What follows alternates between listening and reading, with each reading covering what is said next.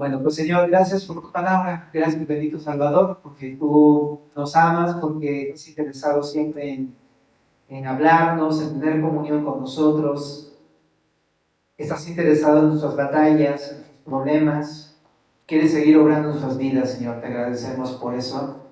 Y te pedimos que estés entre nosotros, como siempre queremos escuchar con claridad tu voz, saber que tú estás aquí con nosotros y te invitamos, Señor Jesús, ven.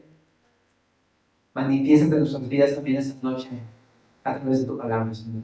Gracias por tu hermosa palabra, en el nombre de Jesús. Amén.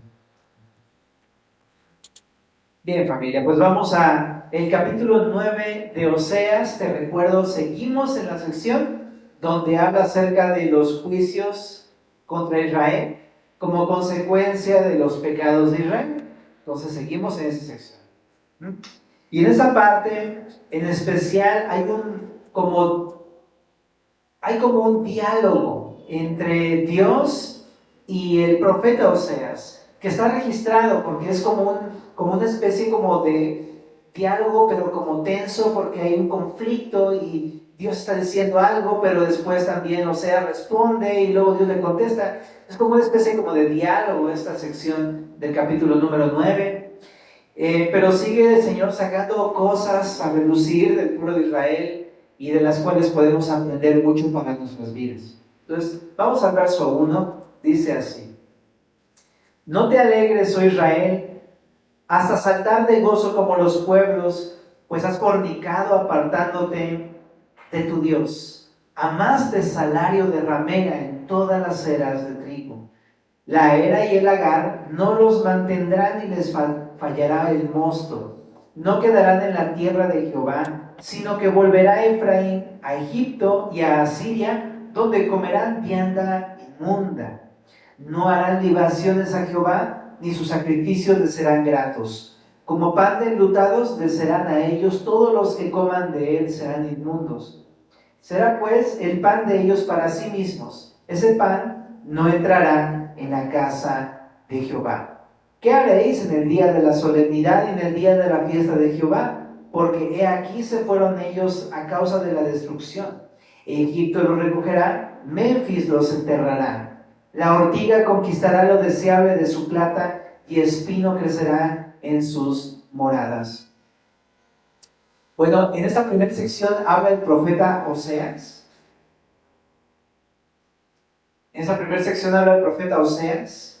Y lo primero que le dice al pueblo es: no te alegres, oh Israel, hasta saltar de gozo como los demás pueblos. A mí me resulta realmente interesante esto, porque lo que da a entender es que Israel, en el momento en el que el profeta Oseas está hablando, están felices como si todo estuviera padrísimo, muy bien, pero no es así. Ellos están alegrándose, pero le dice el profeta: no te alegres tanto. Porque Dios les ha estado hablando acerca de un juicio futuro y ellos siguen como si nada. Todo está padrísimo, alegrémonos, ¿no? Brinquémonos de gozo como las demás naciones, pero está a punto de venirles el quebranto. Y eso está muy interesante porque se puede aplicar a nuestras vidas. A veces sabemos que hemos pecado, pero estamos como: no, el gozo del Señor, hermano, no está increíble y no sé qué, y estás bien feliz. Como si no supieras que tu pecado va a provocar una consecuencia. Y yo creo que para ese tipo de casos es que Dios habla ese tipo de versículos. Si uno está en pecado, hermano, no te alegres mucho. Porque el Señor, cuando uno está así, con esta actitud tan como desenfadada, poco preocupada por lo que estamos haciendo mal, no tarda la disciplina del Señor. Es una actitud bastante fea. No sé si tú has tenido a lo mejor hijos que tú sabes que están mal y les has dicho que no hagan eso y lo vuelven a hacer y aparte están súper felices como si nada les pasara y dices: ahorita le va a tocar, ¿no? Y sabes que aunque estén muy felices les va a tocar, ¿no? Y es como: no te pongas tan contento porque te va a tocar tu disciplina. Ah, sí, ajá. Y siguen en la fiesta. ¿Ah? Exactamente esa es la idea, ¿no? Entonces, creo que sí podemos aprender de esto. No, la actitud de portarnos así cuando sabemos que estamos mal es una actitud muy retante, es una actitud mala en contra de Dios. Y dice aquí, pues has fornicado, bueno, y como los demás pueblos, porque pues, los demás pueblos tenían en cierta manera una razón de comportarse así. ¿Por qué? Porque ni conocen a Dios. Pero Israel sí lo conoce. Israel es el pueblo de Dios. Entonces, por eso le dice, no andes así como los demás pueblos, saltando de gozo, porque ustedes me conocen. Entonces es muy diferente cómo Dios habla a su pueblo que a las demás naciones. A las demás naciones están bajo el juicio de Dios. Pero aquellos que le conocen, el pueblo de Dios, saben quién es su papá, quién es su Dios. Bueno, y también acá abajo dice, pues has fornicado apartándote de tu Dios. Me llama la atención, hemos visto prácticamente cómo pues el pueblo de Israel fue infiel y fornicó con otros dioses. La idea de la fornicación en este pasaje, como lo hemos visto en todo el libro de Oseas, significa infidelidad o deslealtad, porque en vez de amar a Dios, servir a Dios únicamente, lo que están haciendo es amando a otros dioses y sirviendo a otros dioses, ¿no? Y todo esto con implicaciones inmorales y demás. Pero yo estaba pensando, ¿realmente ese es el pecado de la Biblia? O sea, se puede poner como sinónimo incluso. Fornicación es lo mismo que pecar. Porque cuando pecas, realmente estás siendo desleal a Dios. Es lo mismo. Pero aquí lo pone con el término de fornicar porque está trayendo esta idea de infidelidad. Está resaltando esta idea de la infidelidad cuando uno peca. Por eso le llaman fornicación, pero realmente es un sinónimo. Todo pecado es fornicación de una u otra forma. Porque es ser infieles o desleales a Dios y a su palabra. ¿Lo habías pensado de esa manera? De repente, cuando lo vemos de esa manera, decimos, ah, caray. O sea que cuando yo miento estoy siendo desleal. Pues sí. Cuando no quiero obedecer, pues también. Y nos damos cuenta que somos más fornicarios de lo que pensábamos ser. No es como algo de, yo no fornicación, yo para nada, ¿no? Pero sí hemos sido desleales. Entonces, por eso, cuando habla de la fornicación, no habla desde Génesis hasta el Apocalipsis, porque es el pecado. Uno o es fiel o es infiel. Bueno, pero entonces, ¿qué es lo que pienso? Lo que pienso es que está mal ser infiel a Dios, ¿no? Es pecado ser infiel a Dios, y por muy mínimo que parezca ese pecado, es fornicación en un sentido espiritual, es deslealtad a Dios. Y dice aquí que grave es esto, porque de repente uno pensaría, ay, ¿qué tiene de malo una mentirita, hombre? Un mal pensamiento, ¿qué tiene de malo? Pues mira, la fornicación es apartarse de Dios, de tu Dios. No es como, es un errorcito, ¿no? No, es apartarse de tu Dios. O sea, el pecado te aparta de tu relación con Dios, sea el que sea. Por eso es grave y por eso es muy importante. Entonces, esa es la fornicación. Entonces, me lleva a pensar que no debemos minimizar el pecado de ningún tipo. Ahora, hablando expresamente ya del término fornicar, ¿cuánto más? ¿No? Esas cosas que son ya tan evidentes, pues ¿cómo no van a estar mal? Y fornicación en el sentido extenso de la palabra, ¿no? Desde la deslealtad a Dios, como también, pues, lo que es fornicar. O a lo mejor no es como tal el hecho de la fornicación, pero pues ya lo hemos hablado muchas veces, desde el pensamiento uno puede llegar a pecar, cuando uno codicia a una persona que no es tu esposa, tu esposo, y demás, ¿no? Pornografía, etc. Como sea, es apartarse de nuestro Dios. Todo este tipo de cosas son lo mismo. Y dice aquí algo muy interesante, es apartarse de tu Dios. Si has creído en Jesús, no es cosa cualquiera, porque tú conoces a Dios. Las demás naciones, como sea, lo hacen y no les importa, pero están bajo el juicio de Dios, pero no les importa, lo hacen como sea. Pero tú y yo conocemos a Dios porque Él es nuestro Dios. Cobra todavía más peso el hecho de que ya sabemos que está mal y ahí vamos y lo hacemos. Ahora también aquí dice, amaste salario de ramera en todas las eras de trigo. Está fuerte. Porque amar algo habla de depositar tu corazón en una cosa. Y lo que está depositando su corazón Israel es en lo que va a obtener de ese pecado. Un salario. Entonces eso pasa cuando uno peca. Lo que uno está amando es lo que recibes a cambio de ese pecado. ¿Verdad? Y no necesariamente tiene que ser dinero, ¿no? Podría llegar a ser dinero, pero podría ser cualquier cosa de la cual te beneficias. Eso que estás buscando, ese beneficio que estás buscando en ese pecado, eso es lo que, en donde tienes puesto tu corazón, amas eso. Y está bien gacho. Porque te digo, eso se ve todavía más claro. No amo a Dios porque amo ese salario que me deja ese pecado. Entonces, ¿te das cuenta que es un asunto del corazón? Claro que estoy engañando a Dios porque estoy amando eso. Y eso está feo. Ahora, no quiero que te sientas muy apachurrado, pero si es la neta, muchas veces te das cuenta que no amamos a Dios como pensamos que lo amamos realmente. Cuando nos damos cuenta que lo que estamos amando realmente es el salario que nos deja ese pecado, te das cuenta, no amo a Dios. ¿Te acuerdas de Pedro cuando Jesús se acerca con Pedro y le dice, bota la red y ahí vas a encontrar pescados? Y entonces como que dice, bueno, en tu nombre echa la red, y echa la red y saca un montón de peces. Y entonces Jesús se le acerca y le dice, Pedro, aléjate de mí porque, ¿qué le dice? Soy un hombre pecador. O sea, ¿se da cuenta? Señor, ¿cómo es posible que tú te quieras acercar conmigo si yo, la verdad es que no te amo? Mi corazón está puesto en cualquier otra cosa, pero no en ti. Perdóname, no te amo. Y a veces así resulta. Que se te hace increíble cómo Dios te quiere amar y se quiere acercar a ti cuando tú y yo no le amamos. Ahora, me encanta también por otra parte, que a pesar de que no le amemos, cómo Jesús nos viene a encontrar. Y así como Pedro le dice, voy a convertirte en pescador de hombres. ¿Te das cuenta? Bueno, pero entonces el pecado es amar el salario, ¿no? Que nos deja eso.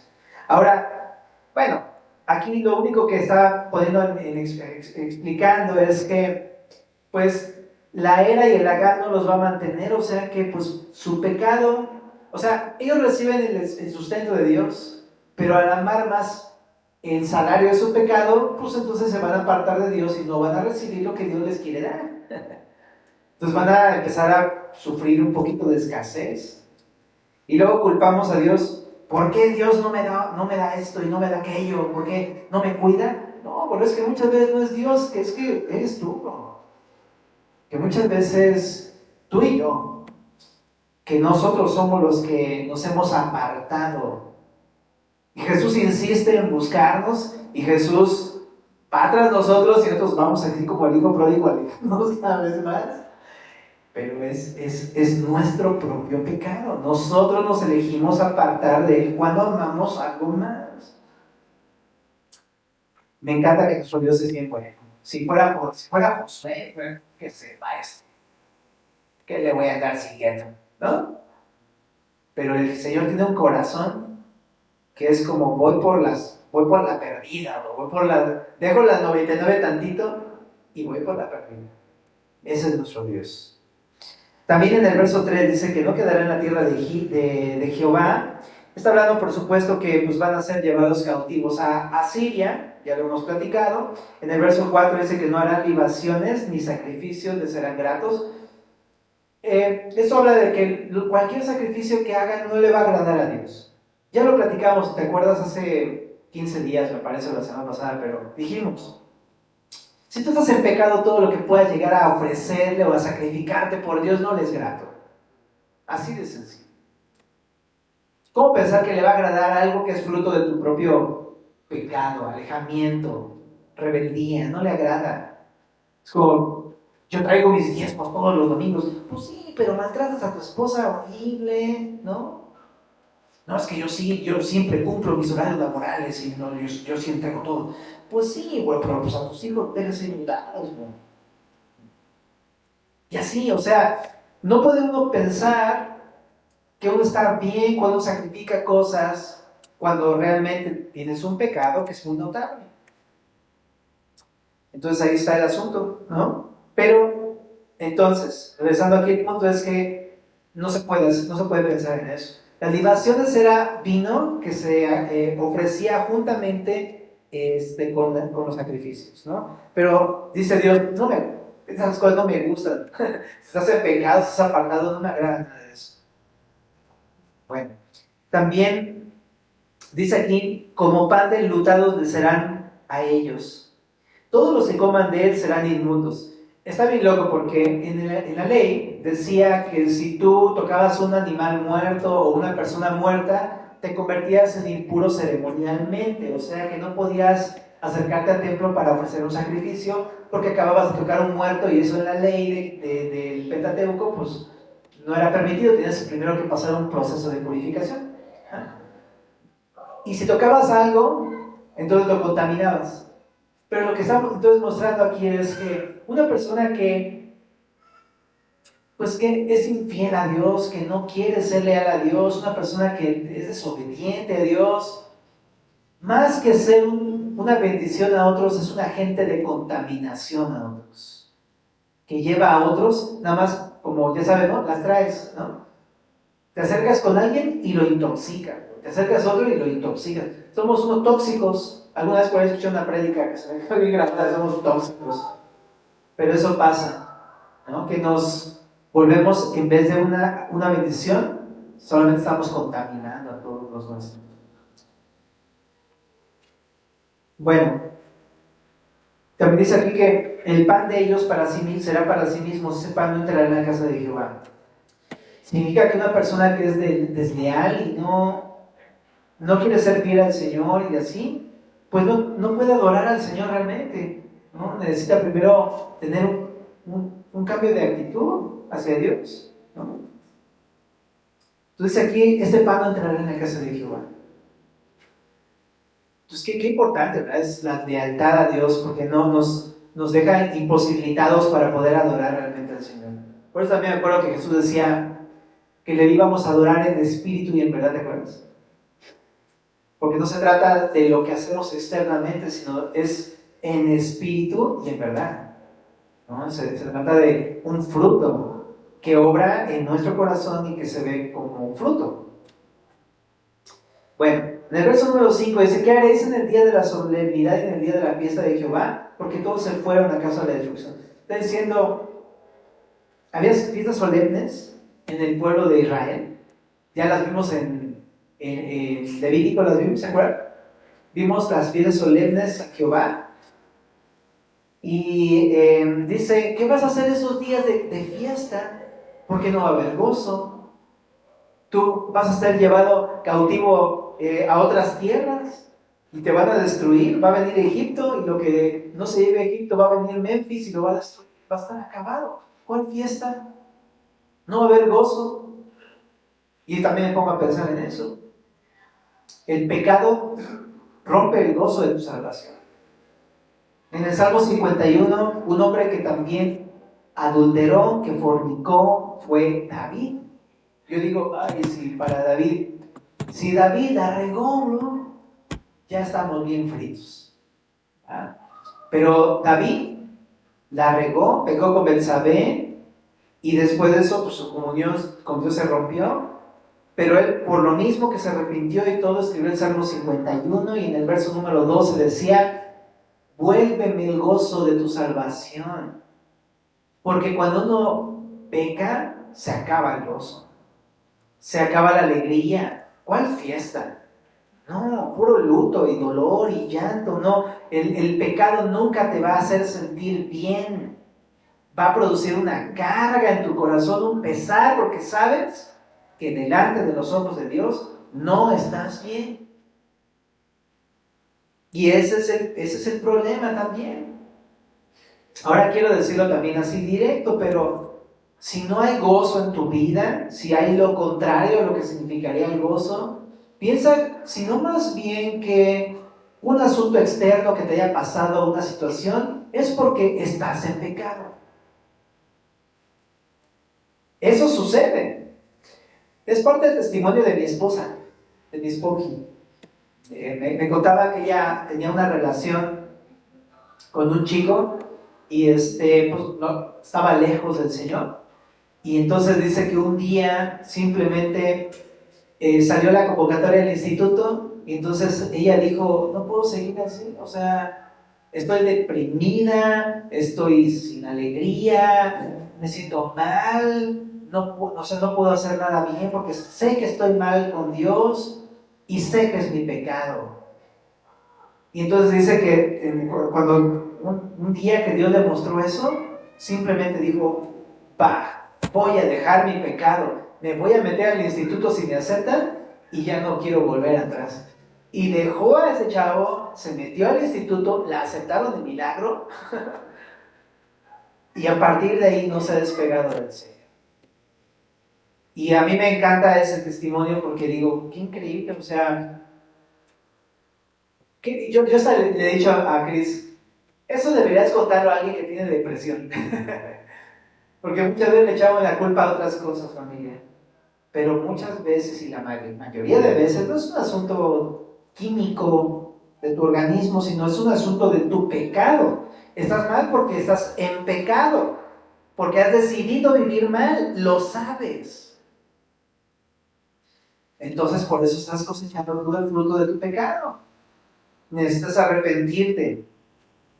No verlo como, ay, es que tengo una enfermedad.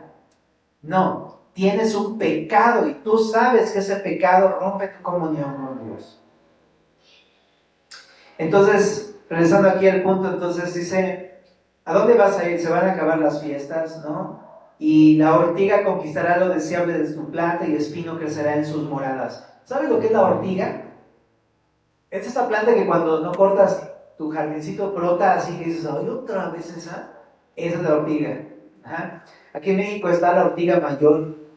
Y pues es una muy común, parece pasote, pero no es el pasote, es una hierba ahí. Y aparte es peludita, entonces la tocas y te arde así horrible, y tóxica. ¿Ah? Y no da frutos, nada más es pura maleza, ¿no? Bueno, esa es la ortiga, pero ahora imagínate, la ortiga así, los cofres de tesoros del pueblo de Israel, todas llenas así de ortigas y así. Lo que está diciendo es eso, ¿no? Y el espino va a crecer ahí. Lo que está diciendo es que sus casas, sus terrenos, sus hogares van a estar totalmente abandonados y desolados. Y me pongo a pensar que la vida de una persona en verdad queda así, abandonada y desolada cuando estás en pecado. Eso sucede, desolado, totalmente, lleno de, no hay fruto, hay espinos, hay ortigas y todo está mal, todo está mal. No está limpio el terreno, está todo lleno de mil cosas que están ahí creciendo por el mismo pecado. Y está muy loco porque los maravillosos y preciosos tesoros que nos ha dado Cristo, todo eso está, quién sabe dónde, perdido ahí entre tanta maleza. Quiero decirte que si tú quieres volver otra vez a darte cuenta de lo valioso, del gran y precioso tesoro que Jesús te ha dado a tu vida, necesitas cortar esa maleza para poder entonces darte cuenta que ahí ha estado siempre ese tesoro. En el verso número 7 continuamos, familia. Vinieron los días del castigo, vinieron los días de la retribución, e Israel lo conocerá. Necio es el profeta, insensato es el varón de espíritu, a causa de la multitud de tu maldad y grande odio. Atalaya es Efraín para con mi Dios, el profeta es lazo de cazador en todos sus caminos, odio en la casa de su Dios. ¡Wow! Está rudísimo, familia. ¿Qué está diciendo? Esto es ya otra vez el profeta Oseas, anunciando y advirtiendo al pueblo, diciendo a todos, cuidado, advertencia, ¿no? Ya llegaron los días del castigo, o sea, va a venir Asiria, está por cumplirse la devastación, escuchen todo. Y está el profeta ahí hablando y hablando y hablando. Pero lo que le contesta al pueblo de Israel es esto: necio es el profeta, este profeta es un necio, es un insensato. En otra traducción está diciendo, todo el pueblo de Israel le dice a Oseas, este está bien loco y tonto. Así, está bien loco, bien zafado. Y dice el profeta en el verso número 7, a causa de la multitud de tu maldad y grande odio. O sea, no pueden escuchar las advertencias de Dios. Llaman al profeta de Dios tonto y loco por su grande maldad y grande odio. Están tan llenos de corrupción en su vida que las palabras del profeta Oseas las ven mal porque su corazón está mal. Está lleno de maldad. Qué loco, ¿no? Cuando una persona que nos exhorta y decimos, está bien tonto, ¿no? Está bien loco.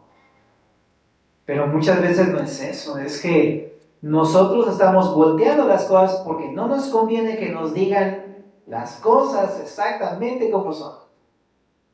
Y preferimos decir, él está tonto, él está loco, no importa. Y descalificamos a aquellos que nos advierten cosas que el pecado y sus consecuencias. Y también aquí dice, y a causa de su grande odio, ¿no? El profeta Oseas es uno de los, seguramente, pero, bueno, todos, ¿no? A Isaías lo aserraron, dice la historia.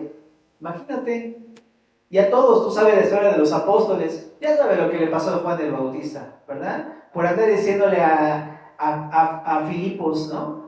No te es lícito estar con la esposa de tu hermano. Ah, sí, pues vamos a cortarle la cabeza, ¿no? Todo esto así sucede, ¿no? El grande odio que surgió del pueblo contra los profetas de Dios, al final terminaron persiguiéndolos y matándolos. Pero muchas veces también pasa eso. Uno rechaza la advertencia de una persona porque realmente uno tiene un odio en contra de Dios realmente, o de la persona, porque le confronta con su pecado. Bueno, en el verso número 8 dice, ¿qué es realmente el profeta? El profeta dice que es una atalaya para Efraín. O sea, es un centinela. Son estos cuatitos que se ponían en las torres para cuando veían enemigo a la vista, ¿no? Y tocaba la trompeta, ¿no? Ese es centinela, ¿no? Entonces, te está diciendo, realmente el profeta es un centinela junto con Dios para el pueblo de Israel, es una bendición para el pueblo de Israel. Pero, ¿qué está pasando? Ustedes le están intentando poner lazos, trampas, para hacerlo caer. Dice, incluso lo odian en la misma casa de Dios. Eso es lo que está diciendo ese verso número 8. ¡Qué loco! Me da mucho que pensar. ¿Cómo vemos a nuestros pastores? Yo tengo mi pastor, ¿verdad? Y bueno, son varios, ¿no? Hasta Alex, JJ, David, Fermín, están todos ellos, ¿no? Y son mis pastores. Y de repente a veces, ¿no? No entendemos sus advertencias y empezamos a pensar cosas que no están bien. Pero te das cuenta que a la luz de este pasaje, esta es la realidad, ¿no? ¿Qué pensamos? Que son realmente una bendición para nuestras vidas. Son una atalaya que nos advierten, nos dicen, cuidado con esto, fíjate con esto, no vayas para allá, no hagas eso, y así te están cuidando. Pero muchas veces al contrario, en vez de recibir la advertencia, se les están poniendo trampas para hacerlos caer. Y a mí me ha tocado mucho ver eso también, cómo intentan ponerle trampas y como buscapiés para hacerlos caer en sus propios comentarios. Es bien feo eso. No lo hagan. Pero todo es motivado por el mismo odio, ¿no? La hostilidad, porque nos confronta muchas veces con nuestra propia manera de vivir, ¿no?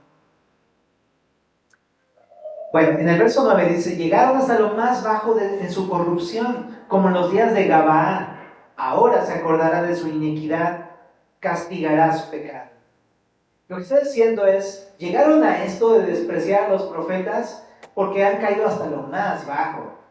Y pone el ejemplo de Gabaa. Gabaa, no sé si recuerdas, ahí está en tu Biblia, dice Jueces 19, probablemente lo tienes al pie de tu versículo. Pero ¿qué sucedió allá en Gabaa? Bueno, era la época de jueces. Y resulta que había todo mal, o sea, en este capítulo todo está mal. Primero hay un levita, y este levita tiene una concubina, y dices, uy, ya empezamos mal, ¿no? Porque ni estaba casado y era levita, se supone que debía ser sacerdote, pero ahí andaba en pecado, ¿no? Y después de eso, entonces dice que la concubina, ¿qué crees que le hace? Pues le queda mal, lo engaña y se va con otros. Entonces dices, pues una cosa llegó a la otra, o sea, vivían mal, pues ¿qué crees que iba a hacer? ¿No? Bueno, resulta que va por ella, la va a buscar, y cuando la va a buscar, pues ahora sí que suplica por ella, la chica no se quiere ir, y ahí platica con su suegro, y por total que ya se la lleva de regreso, ¿no? O sea, este cuadro todo así bonito, ¿no? Bueno, ni tan bonito, porque están viendo mal, pero se le trae de vuelta, y en el camino resulta que se les hace de noche, se quedan en Gabá a dormir, y llegan los del lugar a querer conocer, querer abusar de él. Y el dueño de la casa le dice a los tipos, no lo hagan porque se vino a refugiar bajo mi techo. Pero ellos no dijeron, no quisieron, entonces este hombre lo que quería hacer es darle a sus hijas para que no molestaran al tipo. Y ahí dices, otra cosa que está terrible, o sea, ¿quién daría a sus hijas para salvar algo, ¿no? Pero resulta que no quisieron a las hijas, entonces este hombre les entregó a su concubina. Y también hasta en eso digo, oh, está mal que sea su concubina, pero entregarle a su concubina, no inventes. No, o sea, va en contra totalmente de lo que Jesús nos ha enseñado, pon tu vida por otros, pero no, todo está mal en este capítulo, ¿no? Total que, pues, muere la chica, por obvias razones, ¿no? Violencia y demás, abuso horrible, muere, y este hombre agarra a la chica, la descuartiza, y eso que no es película de Netflix, la descuartiza y manda cada parte a las tribus de Israel. O sea, ese yo creo que es el capítulo más oscuro de todo el Antiguo Testamento. O sea, ya de plano, el momento más vil, como las películas estas de Saul, que ni las veas, pero Saul, bueno, ni las veas, pero así, o sea, la decadencia más ruda que te puedas imaginar en Israel. Y ahora en este capítulo de Oseas 9 les dice, ustedes rechazan a los profetas así igualito que como hicieron con el levita que querían abusar de él. Están en las mismas condiciones, están en lo más corrupto y lo más bajo. Ahora estamos hablando de eso un poquito en la sociedad, de repente pensamos, ay no, la Ciudad de México no está tan mal. Bro, estamos hundidos en lo peor que te puedes imaginar. En lo peor, y va para peor todavía. Pero esto no es una bonita ciudad. Está llena de pecado, hastia de pecado, pero aquí este capítulo está enfocado en el pueblo de Dios. Cuando estamos comportándonos como el pueblo de Israel, que rechaza todo el tiempo a sus pastores, y está en el sentido de rebeldía, no deja uno su pecado, y todo esto que estamos leyendo, estamos comportándonos como se comportó este pueblo en la parte más baja de su historia. Está mal, muy mal. Entonces creo que eso nos indica que es grave el asunto. Bueno, entonces, ¿qué dice aquí? Pues Dios va a castigar su pecado. Él no olvida cuando, o sea, si hacemos algo malo, Él no se le va a pasar, ¿no?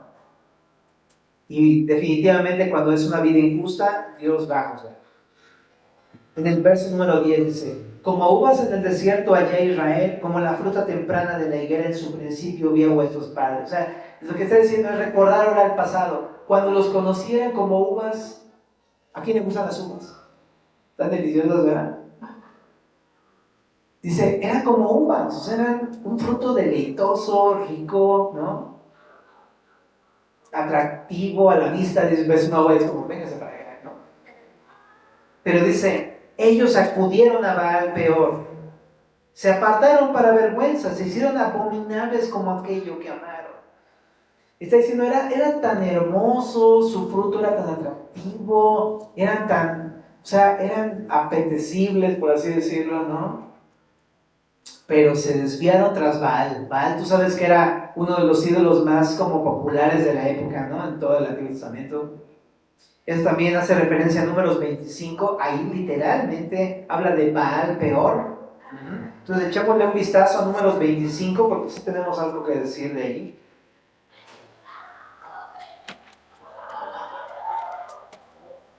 En el verso 1 dice, moraba Israel en Sittim, y el pueblo empezó a fornicar con las hijas de Moab, las cuales invitaban al pueblo a los sacrificios de sus dioses. Y el pueblo comió y se inclinó a sus dioses. Así acudió el pueblo a Baal Peor, y el furor de Jehová se encendió contra Israel.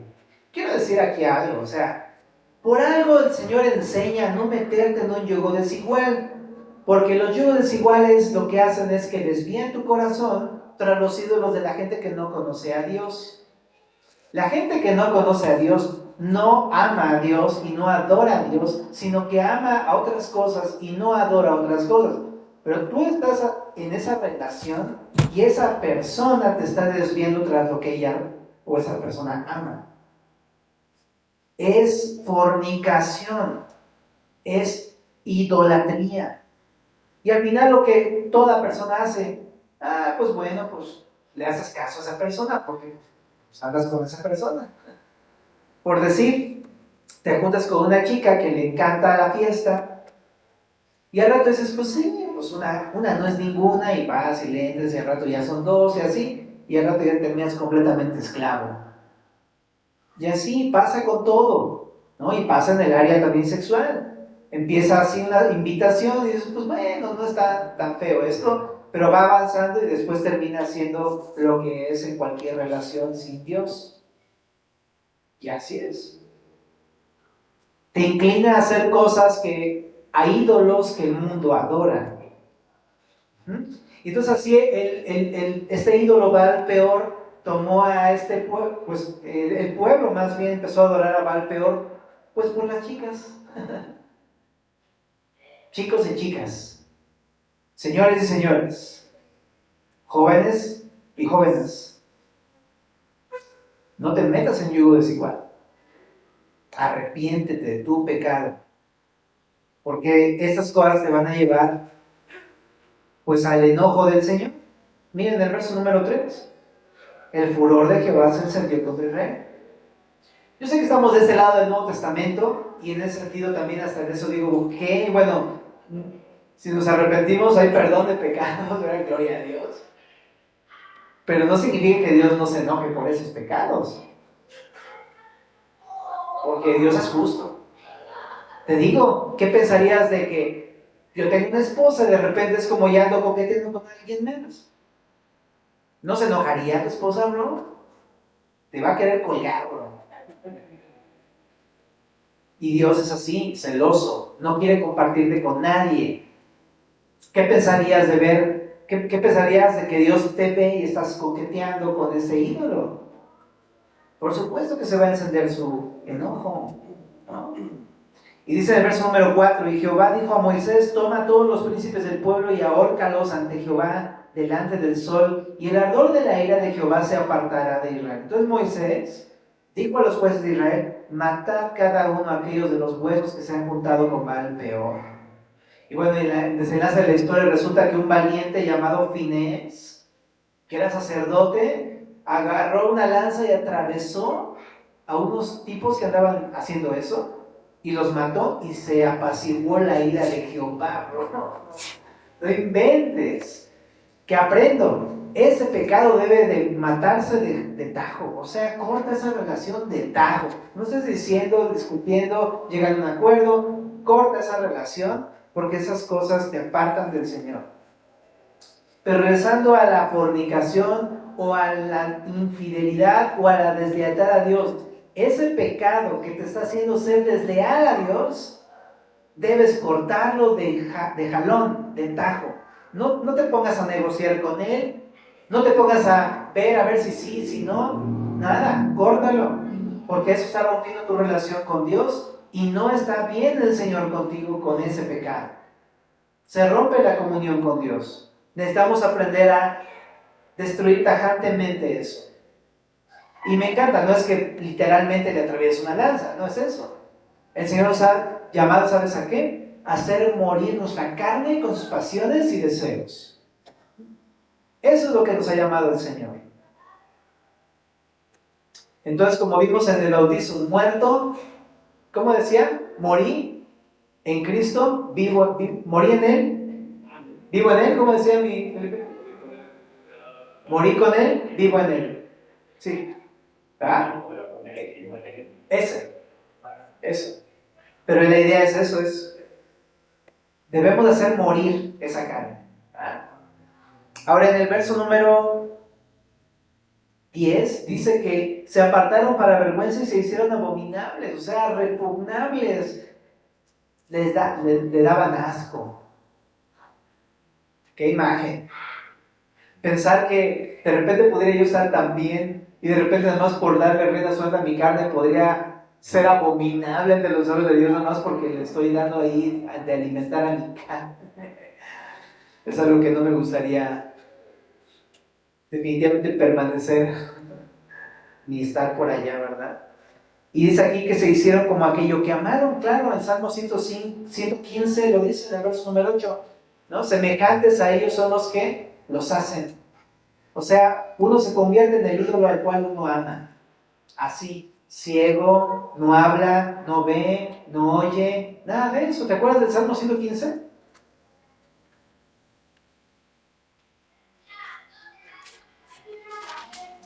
Nuestro Dios está en los cielos, todo lo que quiso ha hecho. Los ídolos de ellos son plata y oro, obra de manos de hombres, tienen boca mas no hablan, tienen ojos mas no ven, orejas tienen mas no oyen, tienen narices mas no huelen, manos tienen mas no palpan, tienen pies mas no andan, no hablan con su garganta. Semejantes a ellos son los que los hacen y cualquiera que confíe en ellos. Te vuelves aquello que adoras.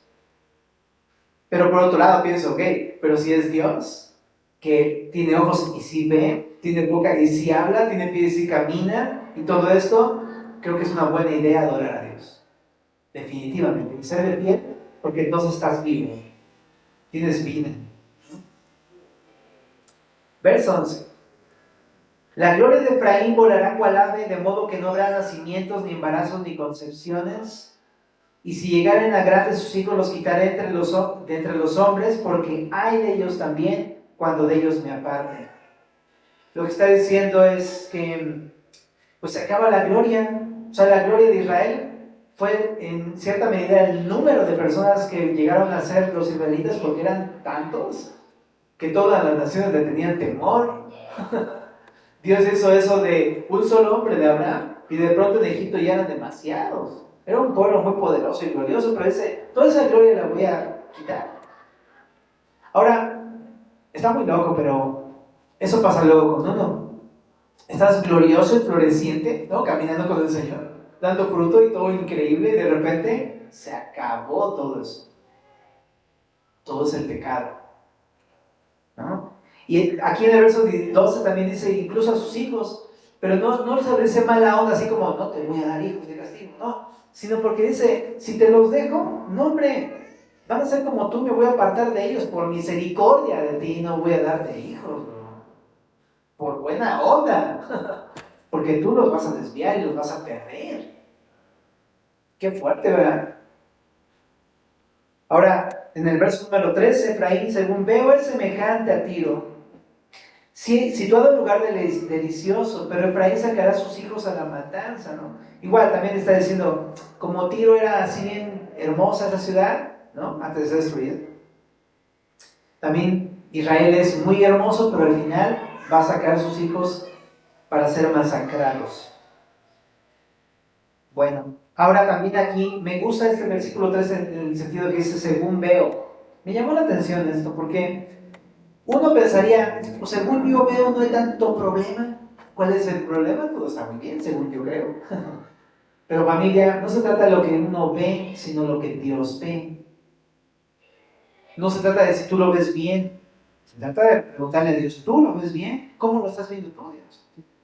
¿Qué pensaría Dios? Es lo más importante.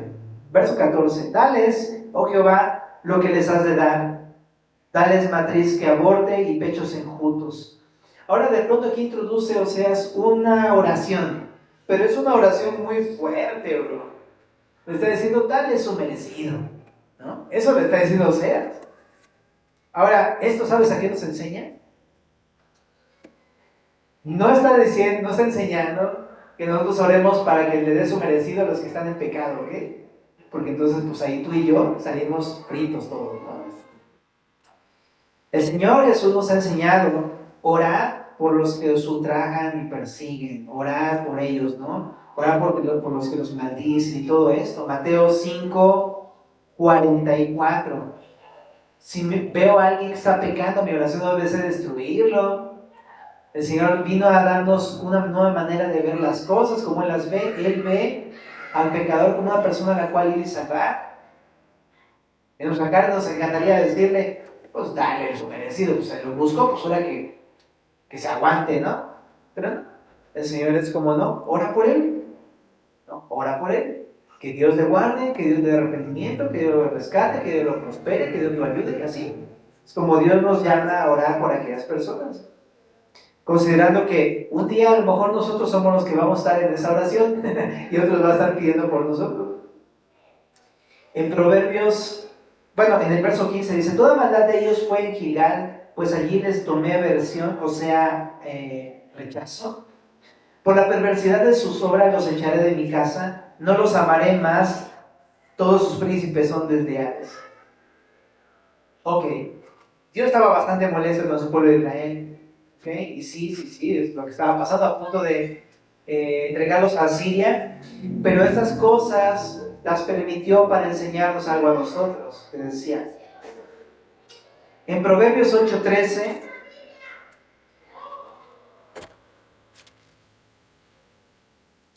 dice, el temor de Jehová es aborrecer el mal, la soberbia y la arrogancia, el mal camino, la boca perversa aborrezco, ¿no?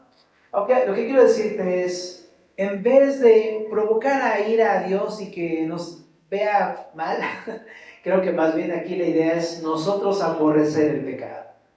Creo que es como la idea. No se trata de pensar tampoco, quedarse con la idea de que pues, Dios, ya sabes, ¿no? Te tiene aversión y ya no sales de ahí. Sino la idea es llevarte a pensar que tiene uno que tomar otro rumbo. El rumbo es el arrepentimiento para, entonces, más bien aborrecer el pecado. Ahora también aquí en el verso número 15 dice, no los por la perversidad de sus obras los echaré. Pero ¿qué nos enseña Proverbios 3:32?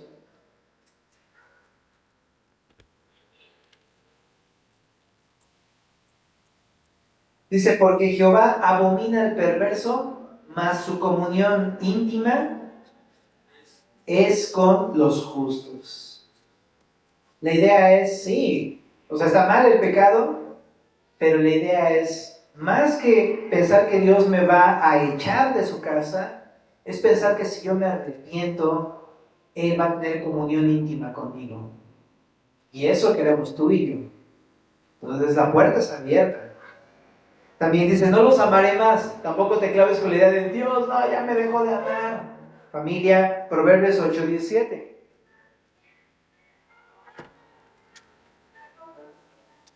Yo amo a los que me aman y me hallan los que temprano me buscan.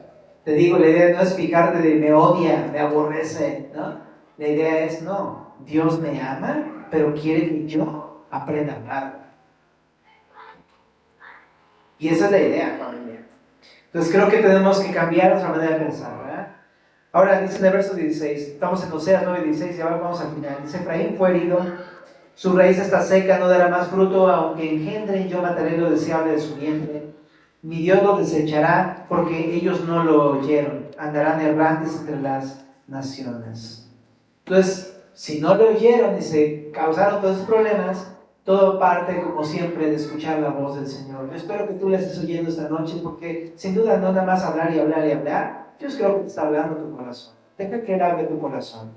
Pero déjame terminar con Lamentaciones 3:31. Después de Jeremías, ¿verdad? Está Lamentaciones.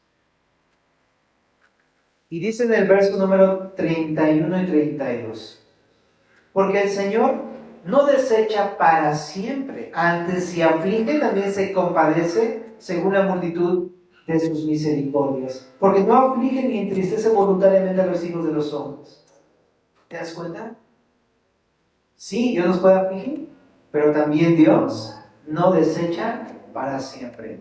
Versículos atrás, en el verso 22 dice: por la misericordia de Jehová no hemos sido consumidos, porque nunca decayeron sus misericordias. Nuevas son cada mañana. Grande es tu fidelidad. Si lo cantamos. Mi porción es Jehová, dijo mi alma, por tanto en él esperaré. Bueno es Jehová a los que en él esperan, al alma que le busca. Oramos. Señor, muchas gracias por tu palabra una vez más. Gracias, Señor, por llevarnos una y otra vez al arrepentimiento, a buscarte, a depender de ti, Señor. Gracias, Señor, por hablar a nuestros corazones y purificarnos con tu palabra, Señor. Síguenos lavando más y más de nuestra maldad, de nuestros pecados, Señor. Y déjanos relucientes, Señor, para poder ver tu rostro, Dios. En el nombre de Jesús.